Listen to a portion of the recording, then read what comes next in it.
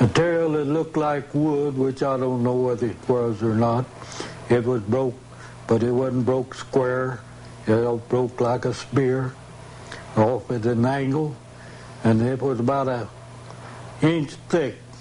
I mean square, we'd say, that way. But it had some writing, looked like flowers on just one side. It had pink petals, center like a flower, and green mixed in, but you couldn't make no leaves out of it or nothing like that. But it was green in between these flowers on that one side of this piece of wood. A final story confirming the presence of alien bodies comes from former Roswell mortician Glenn Dennis. Dennis refused to talk on camera, but gave us these drawings of alien bodies. The pictures are reproductions of drawings given to him by a nurse who helped prepare the strange bodies for a flight out of Roswell Army Airfield. More details of what actually happened at Roswell in 1947 have just been revealed in this new book, UFO Crash at Roswell. To date, it is the most comprehensive report on the historic events of 1947. The authors are former Air Force intelligence officer Kevin Randall and Don Schmidt, Director of Special Investigations for the J. Allen Hynek Center for UFO Studies. First of all, this started out as a reinvestigation of Roswell. We saw that time was running out, that witnesses were being lost as far as forever, as far as their testimony, as far as their involvement. And we had to go back and re-interview the old witnesses, corroborate their testimony, and then seek out new testimony to confirm what we already knew about Roswell. What kind of things are you finding? We're finding new military witnesses, people who have small bits of the information, people who have been involved in maybe a flight out with some unusual material, people who might have seen something unusual, little bits and pieces of information that when we fit it into the whole puzzle begins to give us a clear picture of exactly what happened in Roswell in 1947. All our evidence, unfortunately, is testimony from people. We don't have a piece of the wreckage. But when we put all that evidence together, that makes a very strong case. I think some of the best testimony has come from Bill Brazel, the son of the man that found it. He was involved in some aspects of it. He was involved in finding some additional pieces after the military cleaned up the debris field. Later on, he was approached by the military, and those pieces were basically taken away from him by the military. He likes to say, well, they weren't confiscated, but the officer in charge made it clear that if he didn't surrender them, that they had the authority, or at least said they had the authority, to take those pieces away from him. So we have that sort of thing, but we have that kind of testimony from literally 250 people. So when we put it all together, can all these people be lying? Would all these people be involved in some kind of a hoax or some kind of a joke? And what would be the motivation for it? Nobody's getting paid for any of this sort of thing. And why would the wife of one of the men that was involved in flying the bodies out of Roswell, suddenly when we get to the point where we've identified that her husband was a member of the 509th Bomb Group and he was involved in this, suddenly tell us that she couldn't talk about it, she didn't want to talk about it, and hang up the phone on us if there was nothing to it? And what did her husband tell her before he passed away? So we've got that sort of thing going for us, and I think that's the body of the testimony, the body of the evidence that we have.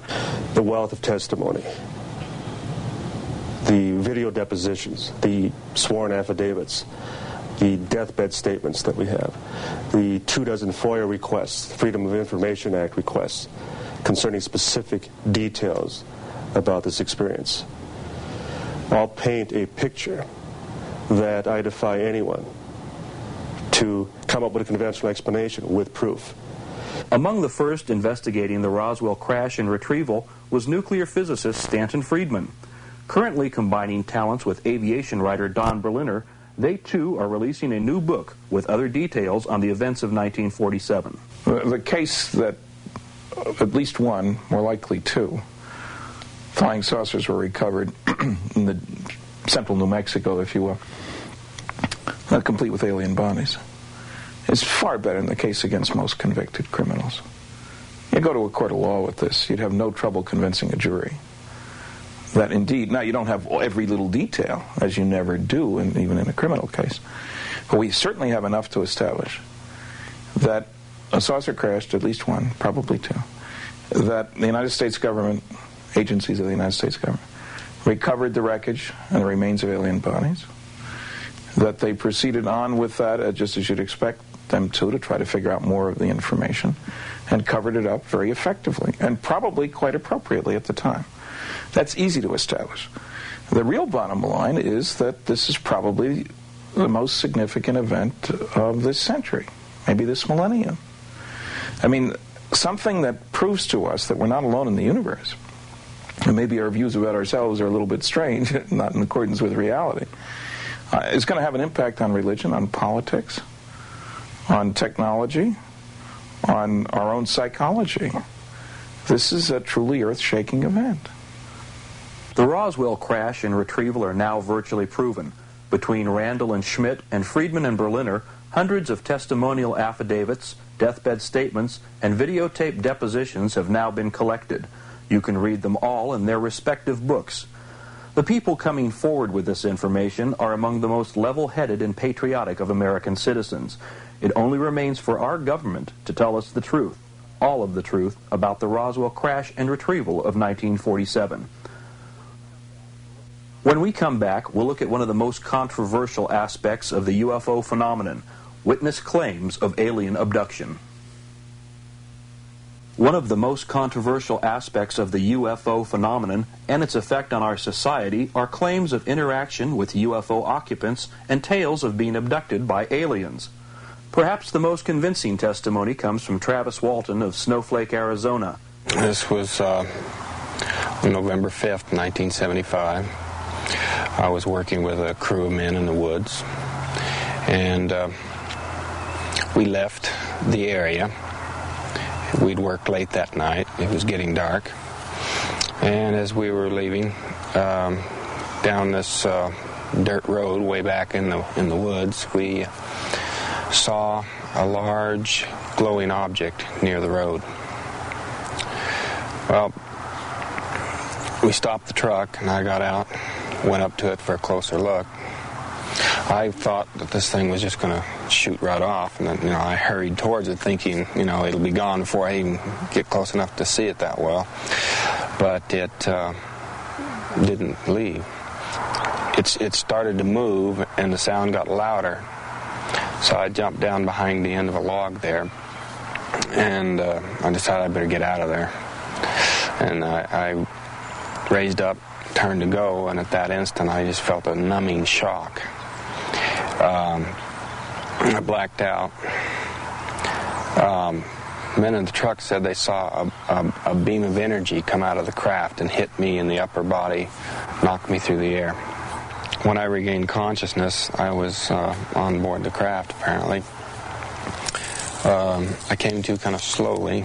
I was kind of groggy. I didn't regain consciousness real quickly, but when I finally got where I could see, I saw these creatures standing over me.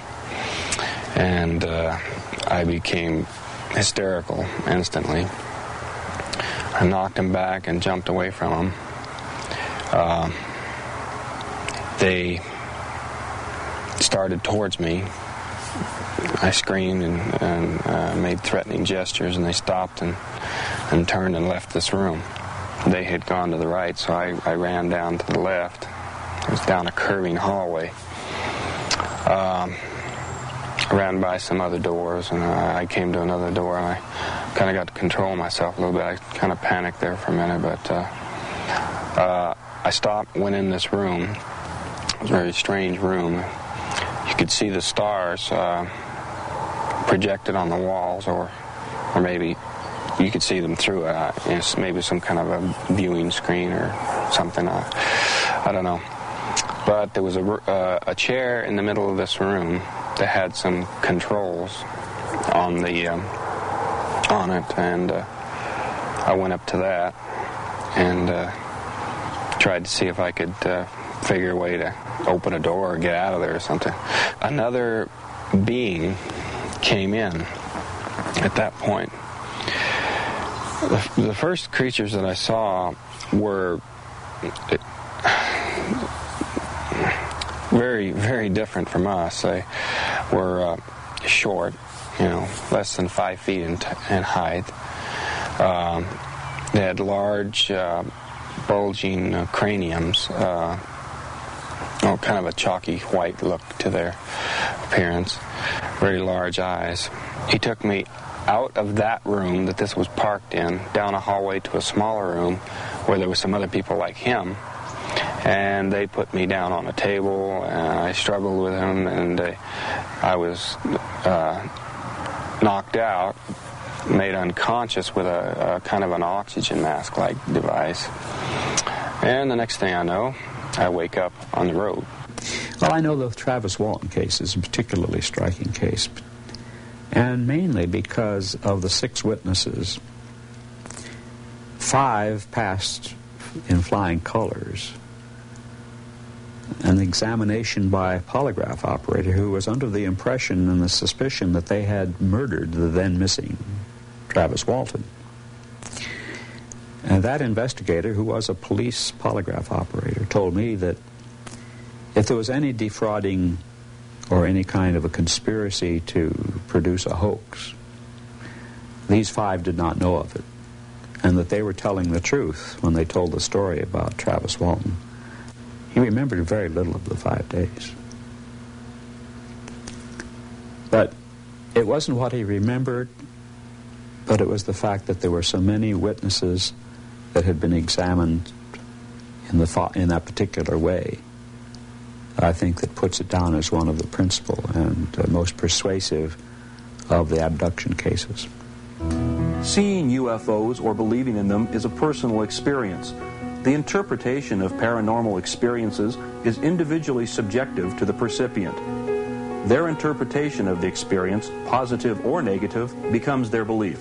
Their belief becomes their reality.